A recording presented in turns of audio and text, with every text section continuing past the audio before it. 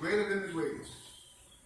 Our Creator, the universal spirit of life and power, birthed us here through our parents. We were endowed with inherent spirituality, power, inherent purposes, and a pineal gland in our brain, all that we need to live our human lives and fulfill our inherent purposes.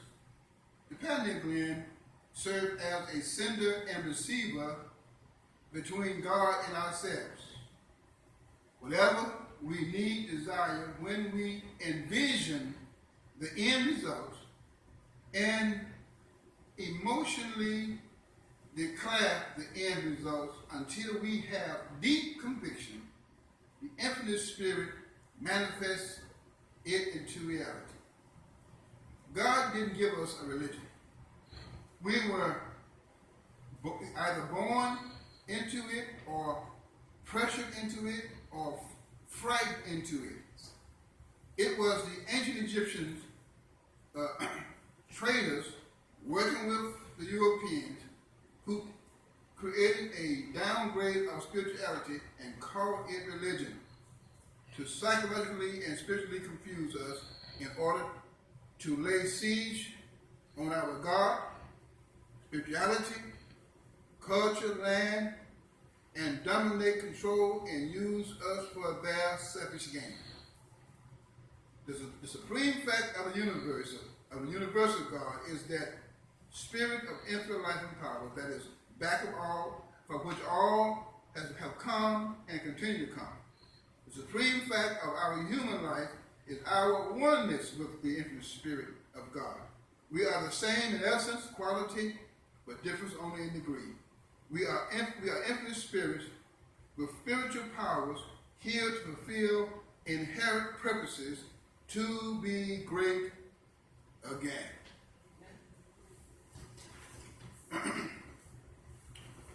Romans 8:28 declares, you want to read it? Come on with it. Let her read it and listen to what our ancient ones say beyond Paul. Paul is like this, our ancient one did. Go ahead. Okay, Romans 8:28-30. And we know that all things work together for good to them that love God, to them who are the called according to his purpose. For whom he did foreknow, he also did predestinate to be conformed to the image of his Son, that he may be the firstborn among many brethren. Moreover, whom he did predestinate, them he also called, and whom he called, them he also sanctified, and whom he justified, them he also glorified. Amen. Amen. Amen. We're talking about our inherent purposes, see, which is our divine callings. And everybody here wants to know, why am I here, right? What is the meaning of life for me? What is my meaning? What is my life meaning? What is my life purpose?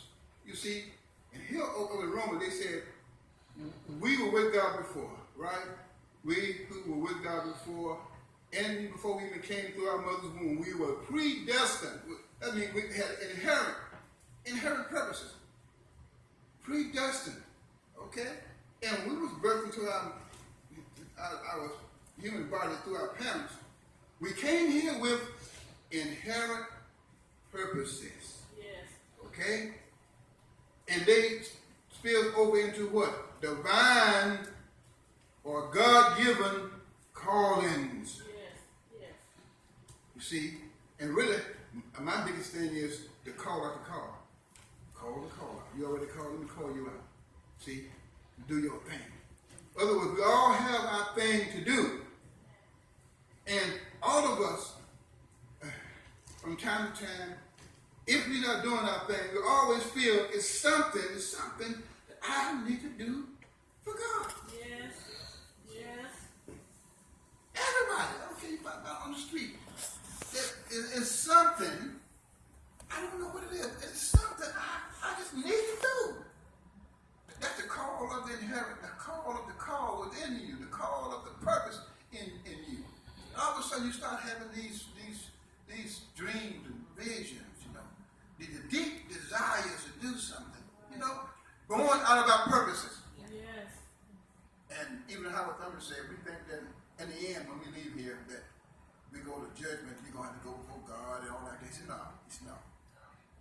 Thurman said, it's our dreams and our aspirations that are born out of our purposes. They're the ones going to judge us. Our dreams are going to speak to us. Our aspirations are going to speak to us, saying, God gave us to you. And you're supposed to fulfill us. Make reality out of us in the world. And you did. Why? That's how they. yes. Huh? Yes. Because that dream gonna ask you. That's what gonna ask you. And so coming from God into our situations, into our gender, into our families, into our race and our culture. You see, in this world, we came here with a purpose. I don't care how you came here. I don't care who you came through. I don't care what condition you came in. You still came with a purpose. And some people maybe born into the palace and everything. Some people born poor. I was looking at the other night. I was in the hospital with my daughter. I put up online the unsung, and I saw the unsung on the Eartha Kitt. Remember her? She's a big cat woman. Hey, man. Boy, if nobody else to play cat woman like Eartha could play cat woman. But I saw her history. Born in Mississippi. Okay, I think sometime in Mississippi. And her father was the son of the owner of the plantation. Son, okay? He was white. And so she was birthed to a 50-year-old mother. And her father didn't want her, you know, W.Charles. And the black folks didn't want her. Because they felt when someone came into their family who was mixed, it was a curse to their family. So the mother's side didn't want her, and the father's side didn't want her. And she cut hair. And so people would beat her, until someone got an aunt or something in New York and moved her to New York, and she started getting into school and started training. She was just training. I mean, before long, and 2-3 years later, she around the world doing things. Okay, but she was born out of hurt, and she had she was testifying or talking about it her life, and she was always crying about the hurts and pain that she had growing up. But she lived a full life. A lot of us are not like Eartha. See, and that's the thing that I told God. I really want to help you to set people free. Yes. I really do, God. You show me how to do it. See, meditation. I tell people, everything go back to what? Meditation. Everything go back to what? You meeting God. Okay? If you don't, I don't care what you go back into that relationship. If you build a relationship with God, you can't build a relationship with God and you enslaved. Right, yes. See, if God says you want to build one with me, let the past come in for review. See, and the same yesterday when we was talking and Diane was talking about her friend. You know, she meditated and they keep coming back. Stay there and stay yourself. Let it keep coming back. You stay calm. You don't react to that. Sooner or later, they're going to disappear. God gonna set her free. Right. See, and that's what I realized. So a lot of dreams, and a lot of aspiration, a lot of purposes, a lot of calling is clouded and we're prevented from doing our things. Mm-hmm. Because some of the past have us holding us no. Yes. And not only the past, the hurts and the rejections, because she was rejected and hurt, and she might have beat her till blood came out of her. See, because of her color. She didn't have nothing to do with how she came here. She didn't tell a white man to do what he did to her mother. Then reject her. And mother cut her because she had a mulatto child, you know, that stood out among all the blacks. But she was a person. An individual. She came here with a purpose, and boy, she did it. She found it. And she was still hurting. And I was saying, I said, oh God, I said, did you bring me here to help people be set free? That's what I want to do. Yeah. I want to give my life to One, letting people know who you really are. Beyond all that hurt. Then I want to give my life to helping you to be set free. Yes. Yes. Huh? To become whole again. You understand what I'm saying? Because I have an inherent purpose. You have a purpose. Right. And we are restless because, and all of a sudden, if we don't be doing something like the Father's been, we can get a feel as something that God wants me to do. And that's why you got to be careful letting people label on you. Right. Oh, if you called, you supposed to do that. Is that what God told you to do? Don't ever let people tell you what they think that you ought to be doing. Amen. But the one obligation in life is to find a way of life for us that's worth living. And to do that, 3 questions must be answered. 1, who are you? Spiritually. See? 2, what do you want really? Not what you think other people think you ought to want, but what do you want really? Because when you sing on what you want, you start saying, what do I want? All of a sudden, purpose inside you begin to unfold. Yes.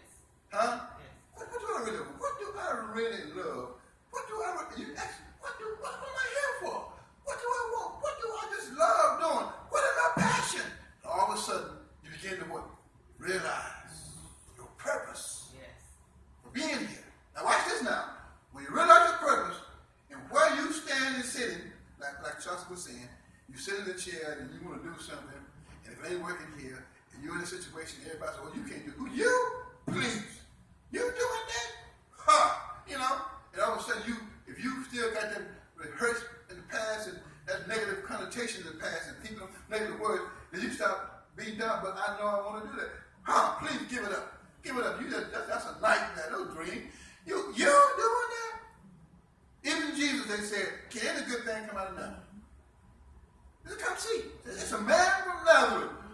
Nazareth, oh Lord, can any good thing? You understand what I'm saying? All through life and history. You know, I remember in my hometown, a good friend of mine, and she could sing like a nightingale. And Lena grew up, but her father, C.Dale, was an alcoholic. See?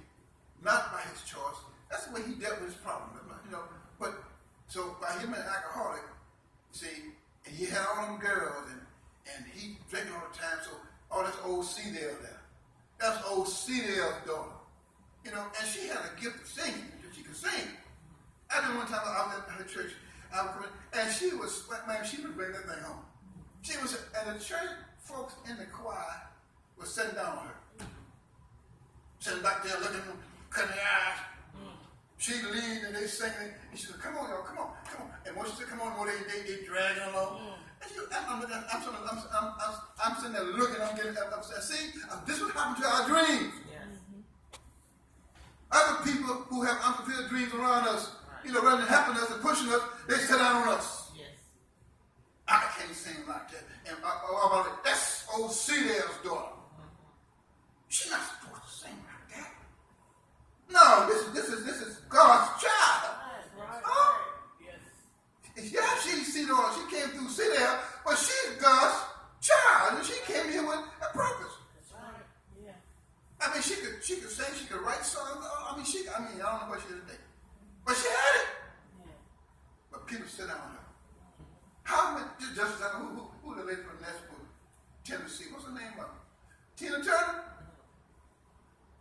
She came out of the church. How many people did the church run off? Yeah. That's a big right. Because there ain't a church song. There was music. And thank God for jazz. And thank God for blues. Thank God for rock and roll, huh? Rhythm and blues. Soul. Yeah. Many days I was sitting, but walking in that cotton patch. Wife picking that cotton and them long rows of cotton looking at me this time of year, looking. And I'm sitting there, and it felt like, it seemed like I would never get out of that cotton patch. It felt like I was born in the cotton patch, and it felt like I was going to be in the cotton patch for the rest of my life. And I was looking down them rows and picking that cotton, and the stinging worms stinging my hands, and the cotton bud sticking to my hands, and it was hurting me. I'm paining. I mean, one day I just started crying. I broke out in a cold sweat. I started crying. Because I felt that I was stuck. And I said, Lord, will I ever get out of this cabinet? Whatever. And somebody had a little old transistor radio. Huh? And I heard a soul song on that radio. Not a church song, but a soul song. And man, something, the wind just started blowing. Yeah. Huh? I don't know the song now, but the wind started blowing, I found hope in that song. Yeah. See? This music, rhythm and blues, these people were made to do that. I look back now and say, if we hadn't had that kind of thing, out of kind of patches, that jazz and blues and you know, and singing those songs and the rhythm and blues and the rock and roll, all that stuff, that helped us to make it over. Because it was only church song that had it, but the rhythm and blues stuff. So, you know, I'm telling you, somebody's dream and aspiration, they went forth and did it, and it was inspiring us, inspiring the nation, inspiring us. Now this is we call the creativeness of God. See, God is so creative, and He knows what we need at a certain time.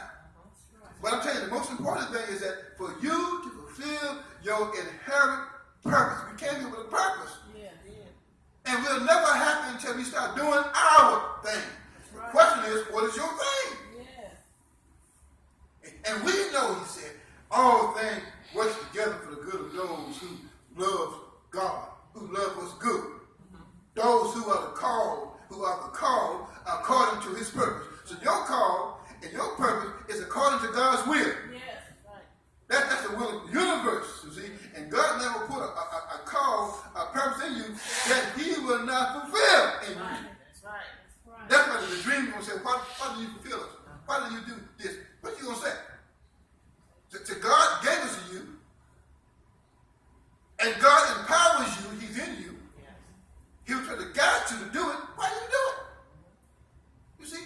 That's why we shouldn't let nothing block our mind of what people say and what we are. Okay? Because people came from all, like I said, every kid came from Mississippi. Sam and Dave came from Holly Springs, Mississippi. You know Sam and Dave? They singers too. You see? Mississippi. People. We became Mississippi. Went all over the world singing the blues. Ike Turner came from Clarksdale, Mississippi. Sam Cooke came from Clarksdale, Mississippi. His father was a preacher, and so he started singing. And at that church song, when Gideon said, "I want to turn over to do, you know," and the father said, "Well, that's the devil's music, but that you feel to do, go do it." And he did. You see, look what he did. He got songs down. "Darling, you send me," huh? All these songs. See, working on the chain gang. Okay, I mean, these songs inspire people. What did God give you that can lift the nation?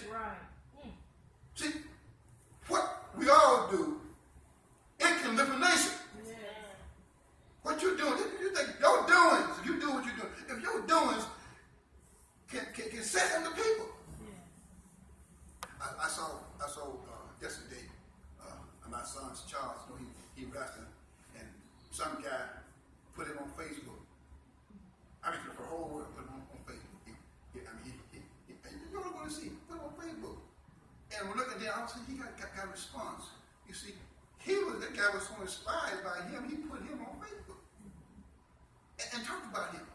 I don't know what in wrestling Charles that he was inspired by. But he's inspired. And that's why I told him, I said, man, you got to carry, you know what you got in your hand, you have worked hard, you worked out, you've been working out for almost 10 years every day, religion, working out. And look, his body is natural, and people see him. A young man last week saw him and said, "You natural?" "Yes, man." He said, "Won't you go to that building?" I said, I think 2 weeks ago, he mad to my God. He's doing. I said, God is talking to you every day to people. Every day. Answer, Charles. Are you hearing God say? He's talking to people. The way it's already made. You inspiring people already. Yes. I go sometimes to the restaurant and sit down, and people all around him, boy, they didn't know him. I saw, boy, that Charles raised something. I'm hearing it. They come every Sunday just to see that it's lifted. That's part of his thing. What is your thing? Yeah. I guarantee you, whatever your purpose is, whatever your calling is, it ain't only for you. It's to help a nation, and it will help a nation. What you're supposed to do is supposed to help people. Yes, yes, yes. And if you don't do your thing, you ain't gonna help people. Right, right. I need to see somebody do their thing. Huh? I love to hear where they come from. Where they come from? I want to go back. I heard about the kid, where she came from. But against all she went through, all the hurt and pain, all the beatings. Yes. And nobody wanted her. She rose. That's right. She bloomed. Even in 1950, President Johnson, Lady Bird Johnson invited Lady to the White House. She was the only black invited. And she just gave her opinion about the black family. And she was right. So I don't understand why you keep sending the young black men over to Vietnam and get them killed out there. And President Johnson came out and he blacklisted her. In the U.S., she had to leave for 10 years and go across the water for 10 years. She was blacklisted for speaking her mind. She said, she asked me an honest question. I gave her an honest answer. I spoke my mind, and what I spoke was right. And I stand on that part. She had to be misplaced for 10 years. But she inspired people all around the world, out of Mississippi. The cotton patch in Mississippi, nobody wanted her, but she found her purpose. Her calling. And when we anchor in our calling and purpose, mind you now, your purpose is going to be the same thing forever. You may start over here on A, then you go to B, then to C, D. You might have 2 or 3 calling out of one purpose. I'm doing this today. You see, like Charles, I can watch today, but when I do this, I might move from black to I might go into doing movies, doing commercial. Then the whole point is, what are the people seeing in you? Right. Huh? And be careful because in that business, because they get very prejudiced in that business. Yes. So I'm like, folks, have them act like a fool. And I told her, don't you act like a fool like that? You don't sell your soul like that. You got what they need, so take a stand. You see? Because our kids need an image. Amen. Huh? And so what I'm saying, God give us this stuff, y'all. I'm telling you, we come in with a purpose, and that's why we so unsettled. We are restless. We just go from job to job because this ain't it. Until you find it, you will always be wondering. But once you find it, they call it niche, that purpose, that calling, that doing. Once you find that, all of a sudden, you can unfold. You'll start blooming where you are. See, Johnson couldn't stop Earth a kick. You know, she could stop. So I might leave America, but this whole world still wanted her. Okay? See, I'm speaking trying to save my black men, and she spoke up. Same thing about Ali. He won that, and they wanted to send him to Vietnam. He said, no Vietnam don't call me a nigga. We're going to kill him for anything under me. And he didn't go. He lost his back. But he came back, won it back, and he died this year, being the greatest against the odds. I'm telling you, God is doing something now. And as I close, that's why we're going to make God's people great again. Because that's greatness in us. That's greatness in us, okay? See, that's why I go back and show you your history. You came from somewhere. You came from something. You came from a powerful people. Like Charles said with that chair there. Where did you get that chair from? Isn't that amazing? They folk got our symbols. And we look at that, and we look at that. Do you understand what's about to sit under the symbol? What that means? You sit under the symbol that's in your head. I call it the peanut gland. Okay? And all you got to do, obviously, is after my prayer, begging, and affirming. When you realize that you have the power, and you just can affirm what you want. Okay? Now I know my purpose. Now I know my calling. Now I know what I really want. You see, like I said, I really want to set God's people free. I probably will. Then I changed that now. I got to create the power. I'm changing. Oh, I will. I will. Set children and teenagers and young adults and teens free. I will set them free. So I started saying that. Understand? I saw myself. myself, set these people free. Bring them to the moment, the now moment, where God is. And man, the rest is here. That's what you put me here for. I'm free. I will set them free. I am setting them free. You call those things, I don't know. You envision it. I can see it in my mind's eye. I can see it. I can see the end results. Thousands and thousands of people. Thousands. People all caught up, all problem prone, all on drugs, all kinds of problems. I'm seeing myself being able to penetrate that stuff around them, be able to reach inside of them and connect with the real of them and shake them and say, yo, God trying to get your attention. God trying to say something to you. Listen to what God says. Be aware and listen. And while I'm doing this, all of a sudden God is going to catch it from inside. Yeah. And they're different now. They're different. They're different. They can see now. Yeah. They're out of their mind. They're outside the emotion. They're the real person. Yes.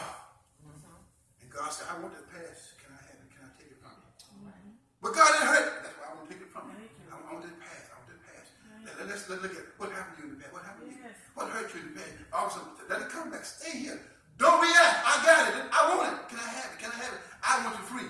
Yes. Yes, God, you have this pass. Okay, let the pass come back. You see, don't react. Don't you be angry. Don't you cause this time. Let's take a look at it. Would you forgive them for doing that? Be willing to forgive them? For your sake to be free? You said, yes. I'm willing to forgive. Yes. I'm big enough to forgive them because something happened to them. They did unto me as I've done to them. They did bad as I am. But I want to be free. I forgive them. And I see now where I'm wrong. See, I'm wrong. All of a sudden, God said, watch this. All of a sudden, that past disappeared. Yes, it may come back. Remember, come back. You remember what people did to you? You look back. I remember that. It don't matter now. I remember. I see what happened to me. I see what was said to me. It don't matter now. It matters now that I'm whole. Huh? Yes, sir. I'm unfolded. Oh, yes. I see my realness now. Yes. And the good thing about it, man, I came through all of that. So I must be powerful. Like you say. We beat someone listening. Yes. I should have the world. I'm the greatest. I must be the greatest. You kept saying that. I'm pretty. I'm this. I'm the greatest. You ain't all that great. I must be the greatest. He did it. He kept saying, I'm the greatest. And guess what they call him now? The greatest. Huh? Because he said it. Yes. Now he won the belt 3 times. And the other guy who was at Holyfield won what he had. But he's not called the what? The greatest. He made the world call him what? The greatest. The greatest. And the whole world embraced him. Yes, they did. You see the power of your spoken word now? Yes. Huh? Yes. You see the power when I say I will do this, I'm going to do this, I'm seeing it now, I'm seeing it. I'm going to tell you exactly how it's going to happen. I walk by them, and the God inside of me going to speak to God inside of me, going to shout upside the head, and say, who are you? I'm glad you asked. I came to set you free. Amen. I'm going to have 1,000 ways to get to him. You see, I'm going to have 1,000 ways to get to him. And I'm going to get to him. Because my job, my calling is to help make God's people great again. You can't become great until you're free. Right. And you become your own true self. Amen. After I'm going to close. Man, I'm telling you, I love bulldogging, trying to be my own true self. Letting all the hurts go. Right. Letting all the pains go. Let God take care of that stuff. That's right. Let all the people say about me, let it go. Don't matter what they say. Don't know me. But I begin to see who I really am. I am a God person in a human body. I'm God's child. I am a spirit. I'm a spirit person. And I have power packed up inside of me. Not only power, but I have a vision. I have a purpose. I have an aspiration inside of me that nobody in hell or earth can stop me from filling my purpose.